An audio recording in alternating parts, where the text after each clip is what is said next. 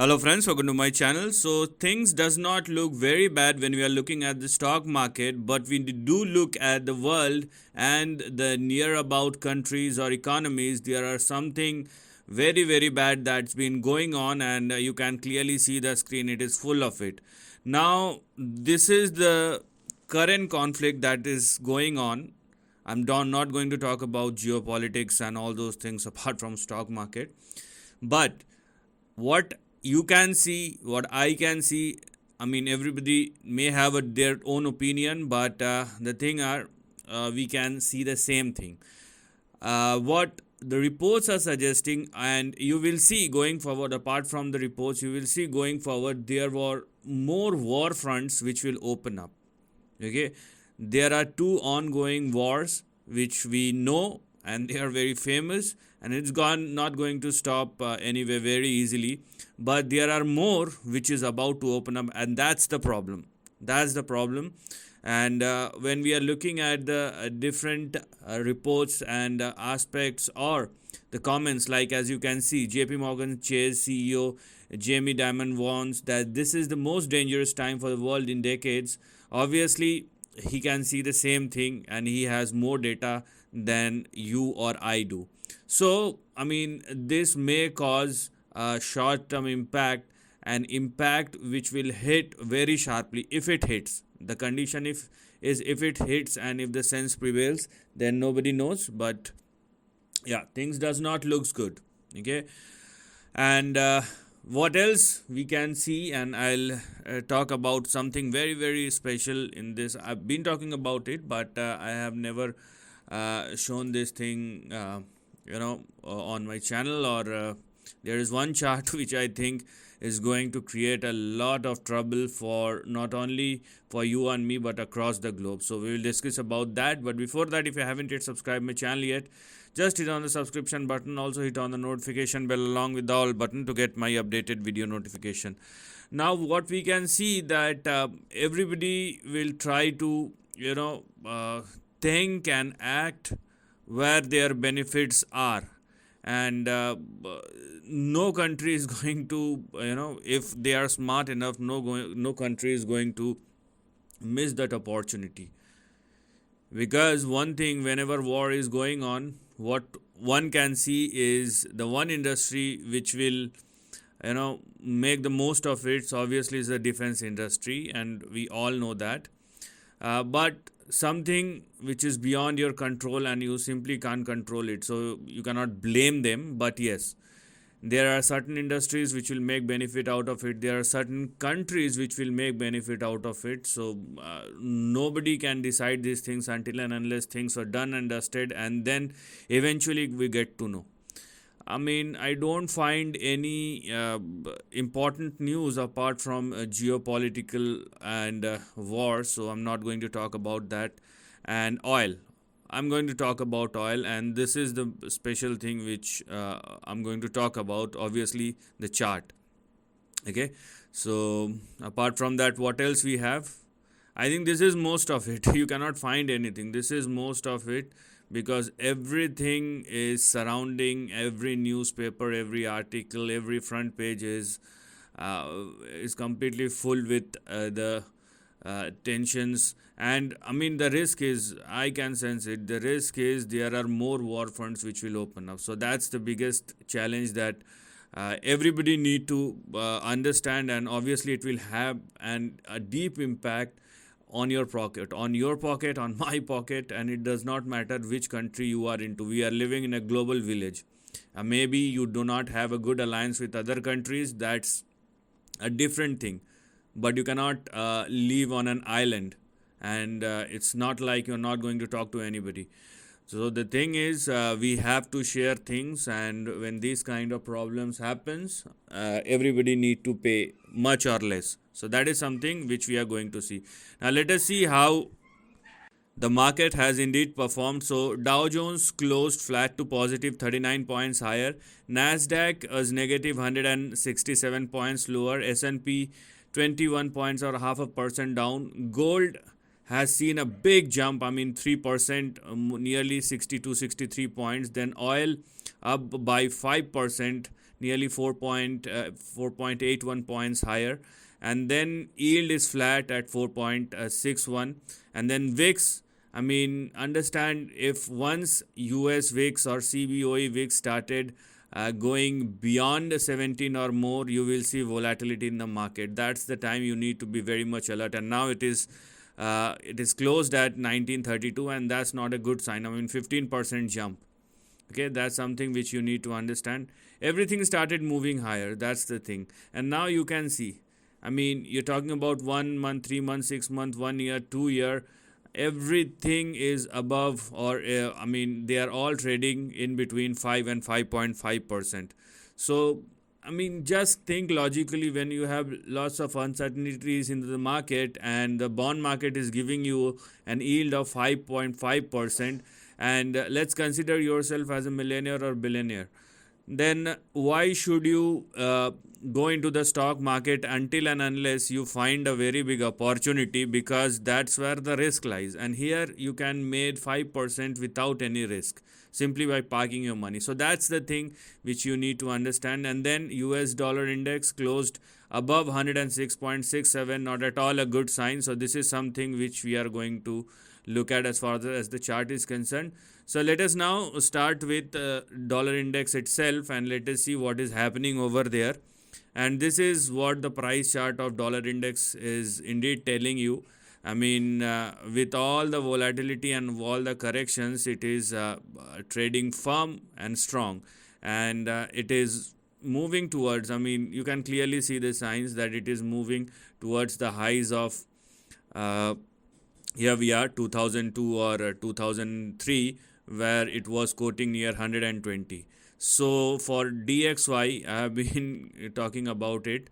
If it continues to trade and sustain above 104, 105, the next big target or rather resistance will be 120, 121. So this is something which we're going to look at, and things are moving in the same direction. That's what we can clearly see. Now let's just talk about the gold. Okay, we will talk about, because crude oil is the most special chart, so we are going to talk about the crude oil after some time.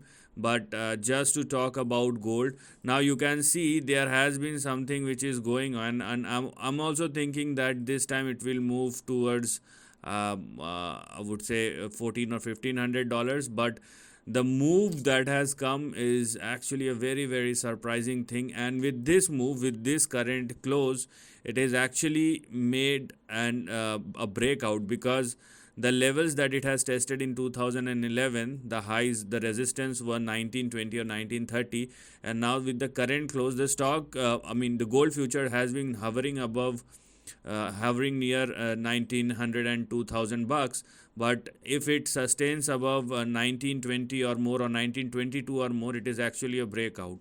So right now a breakout has happened again, and gold futures is sustaining above 1922. So 1922 will be your support, and 1800 on the downside is going to be your stop loss. And it is indicating the next big move, which has already been started, and if it continues to trade above 1922 or more, we will see a move, further move on the upside. Or technically, if this is the breakout, a new move has already been started. That we will see. Everybody gets to know whether it is sustaining or again started falling lower. But this is a big development, that dollar is sustaining above the breakout level. Now the next will be because when there are lots of challenges, there is nothing to talk about. That's the problem. We cannot discuss pessimistic things time and time again, because it does not make any sense. If the market is not performing, let's beat that, take it the way it looks like, and just try to find opportunities. Obviously, if you find good opportunities and can make some investment over a period of time, when the stock is, or when the index or whatever financial instrument you think that there lies a potential, obviously you can look into it and you can accumulate it when the prices are lower. Now for Dow Jones, This is not good when it is trading below 34,340 and 34,130, because these two were your previous resistance level. And if Dow Jones continues to trade below 34,130 or less, you will see a downside, or the downside will continue below 34,130. So that's something which one should look at as far as Dow Jones is concerned. Now talking about Nasdaq. So this is the price chart of Nasdaq. Nasdaq is actually very, very susceptible to this rate movement or bond movement, because these are high beta stocks, and these moves, or the moves in Nasdaq stocks, are, I mean, huge on both the sides. So if there is something on the upside, you will enjoy a lot, and same thing happens on the downside as well. For Nasdaq, what you need to focus on is just one level, and that's the most important one at or above which the breakout happens, and I'm talking about 13,180. The moment Nasdaq started trading below 13,180 or less, you will see a resumption of a downside. So make sure that the Nasdaq is not going below 13,180 or less. Okay, if it continues or hovering around 100 200 points up or below the level, that's fine. But the moment it started trading below 13,180, or let me add this level as well, yes, the recent low. So if it trades below 13,180, then the caution ring will start ringing on, and then once it sustaining below 12,950 or less, you will see downside will fairly open up thereafter. So that's something which you need to look at. And similar thing will happen on the S&P 500. And S&P 500, the price chart of S&P 500 is much similar to Nasdaq compared to Dow Jones. So for Nasdaq, there is some more to go, but for S&P 500, the breakout zone 4328, and now the close is actually 1 point lower. Here we can see, here you can see it is just, trading, you can see at the support, at the breakout zone. That's what you can say as far as the level is concerned. So once it started trading below 4326, or let's say 4320, that's where the caution will start. And as far as the stop loss is concerned, what you're gonna see is here we are, is the the very near term support of 4215, or let's say 4200. So what one can see as far as all three major indices is concerned, Dow Jones obviously trading below the resistance level, and Nasdaq is just hovering around its breakout level. So do the S&P 500. So the problem will start if Nasdaq started falling lower, and that will happen once the dollar index and bonds keep on rising higher, or if it does not fall, that eventually market will not move lower, but it will not go higher as well. So there are lots of permutations and combination which will come into play, and that's why you need to look at the market and observe before taking any decision. This is not the time to take decision and go all out, because that may or may not work, that may or may not be a good strategy. Because obviously the exception is if you are a long term guy, and if you are thinking about the next 15-20 years, then obviously you don't bother much. But if you are somebody who is focusing on the current market, then you should be aware about these things. Okay, now let's talk about the big deal over here. And here we are. This is the price chart of WTI crude futures. Okay, and the same applies for the Brent as well. Same chart applies for the Brent as well. And this is what I think. It may or may not happen, but looking at the current crisis, we can see.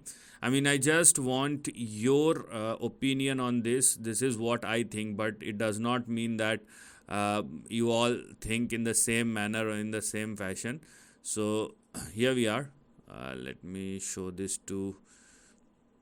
So here we are. Okay, I'll just connect the dots. I will just connect the dots. It is not something which I'm going or doing by my own. So one, two, and three, three big support levels, or so we can call it as a trend line or the lower end of the range.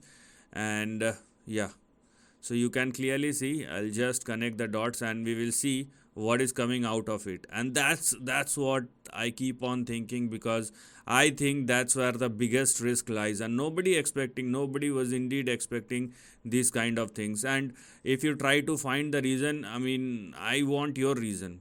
Okay, this is what I think. I don't bother much about the reason, because price will tell you what is about to happen. So if you want a reason, just wait for it. If something happens, then everybody gets to know what will be the reason, but price will behave much before the reason actually occurs. Okay, so this is what I think, and this is what my fear is. Okay, what if? This is what I'm thinking, because last time when the WTI crude started moving higher, it moved 1200% from the lows of 1999 to as high as 2008. I mean, if you want a reason, then you go and check out the reason why that has happened. Now, one thing is, the most important thing which differs the previous era from the current era is the GDP growth. There was an accumulated growth which we can see from various parts of the world, but this time it is inflationary. There is no GDP growth. Whatever is happening is because of inflation. So dynamics are completely different. Now, what I do think, I mean, I'm just talking about the trends. It may or may not work. So if crude or WTI futures continues to trade above 74.33, or let's say 75, it's a move somewhere in between $350 and $450, and that's what my biggest fear is, and that's where I want your opinion. I also want your opinion. I just focus on the trend. Okay, I don't bother about an upside or a downside. I simply look at the trend, because trend will eventually play out over a period of time.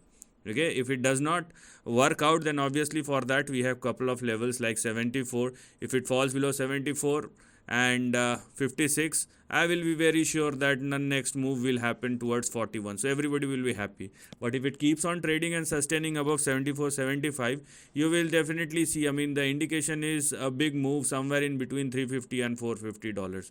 I mean, nobody expected a move. You can clearly see a commodity goes below zero, or it traded in a negative zone. It is practically not possible, but in terms of number, everything is possible in the stock market. And those who have picked up those position and hold or purchase the oil for long term, or purchase the stocks which is related to the oil production, they have made a lot of money over there, or on that particular day. So you need to understand these dynamics, and this is what the chart is. So do share your thoughts. What is your thinking as far as the WTI crude oil futures is concerned, because this is not something which I'm talking out of the box or out of the blue. You can clearly see last time a 1200% move has happened, and right now the dynamics are different, but the price will behave in the same way. And if you try to find your reason, share your own reason with me. Yeah, obviously, if it is logical, I will accept it. That may or may not happen. Neither you are right nor I am right. It's all about the situation, or the same thing happens accordingly or not, and that will decide who was right in terms of price action and in terms of the reason. I have already told you, I don't go or look at the reasons. I look at the trend and what the trend is indicating. Okay, so this is the end of the video. Thanks for watching.